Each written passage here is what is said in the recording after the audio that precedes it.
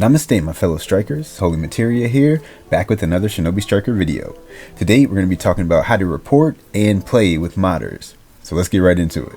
Okay, so since they added the report button as an in-game feature, it's a lot easier to report modders. I have an old video about how to do it before, but that's basically useless now.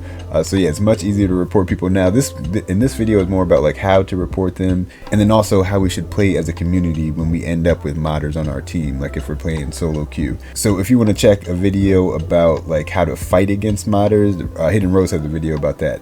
I just don't go against them. I don't give them the satisfaction of like beating me up and thinking they're good or something. So I just don't even fight them. But I just stay in the match so that I can report them after the match is over.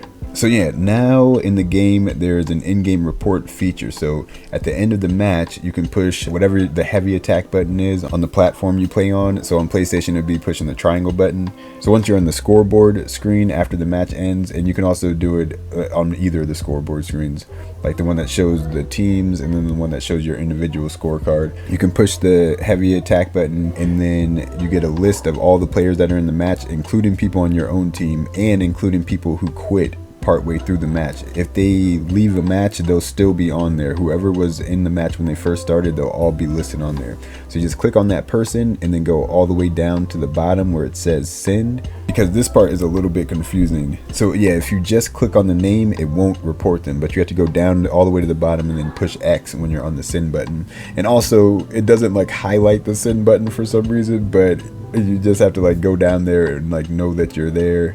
After you get to the second, or after you get to the last person, go down one more time and then push the whatever your equivalent of the X button is on your, like the jump button on your platform. So after you report the person there, you have to wait until you get into the lobby, and then once you get to the lobby, they'll give you another screen, and that screen in the lobby will say report player, and it says select the cheat or offensive behavior you witnessed, and it says choose all that apply. So there are lots of different types of modders, lots of different things that you can report them for. So the first one says no ninjutsu secret technique cooldown. This is the one that you see probably the most often, where people are just spamming ultimates, and they might not be on a no cooldown, but they spam ultimates the way they would be able to use normal ninjutsu. So that would be the one that you want to use for that.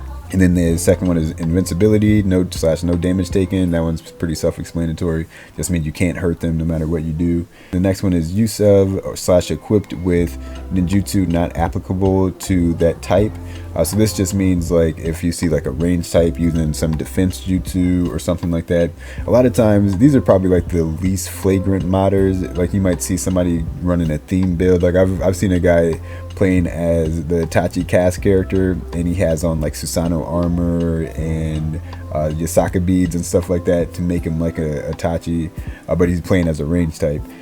These, I mean, they're still modding, so you can still report them, but they're not as bad as some of the other ones. And then the next one is one hit KO / impossibly high attack power. This is the one where you can see them doing like the animation when you would first start an ultimate, and then all of a sudden they come by you and you're just dead right away. So that's the one for that.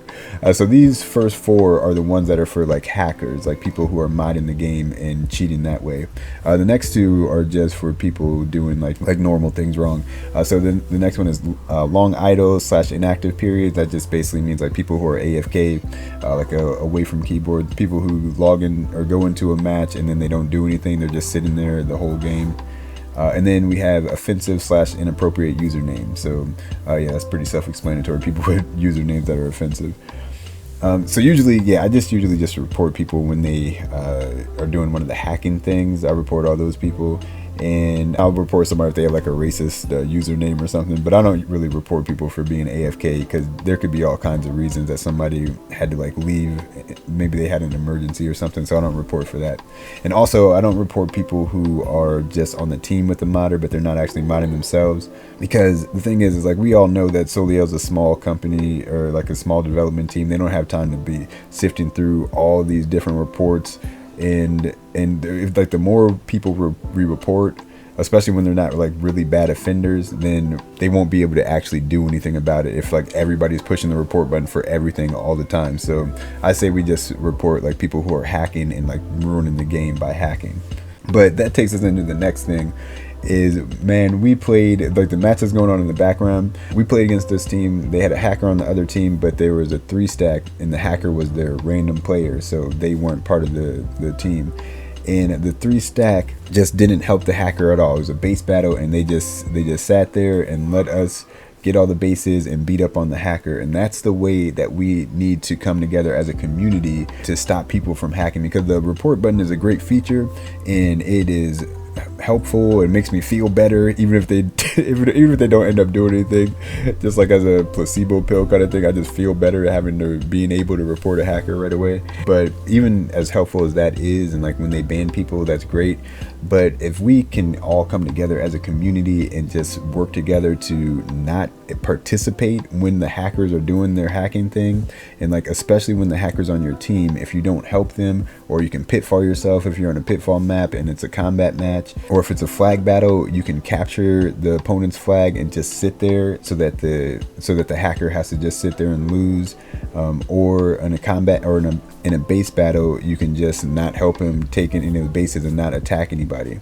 So like one of the worst things you can do is if you have a hacker on your team and you just keep fighting the opposing team like it's a normal thing, because then that encourages the hackers to be like, oh yeah, we're all having fun, like they must be excited that I'm on their team and they're beating up the other guys too. Like that's the worst thing you could do. Like the way this team handled it is the perfect thing to do, because it will discourage the hackers from hacking, because they're gonna, first of all, they're gonna lose every match, because even with the hacks, you're not gonna win a 1v4 no matter what kind of hacks you have.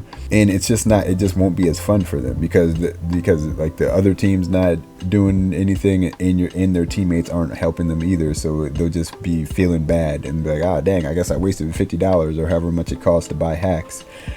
So like that's what we need to do as a community, as a Shinobi Striker community, come together and just discourage these people from cheating by not participating and not helping them out. Like that's one of the worst things you can do, is like keep fighting the other team when you know you got a hacker on your team. Also, like be aware of what the hacks look like, so you know like when you need to change how you're playing, or to just to not assist them.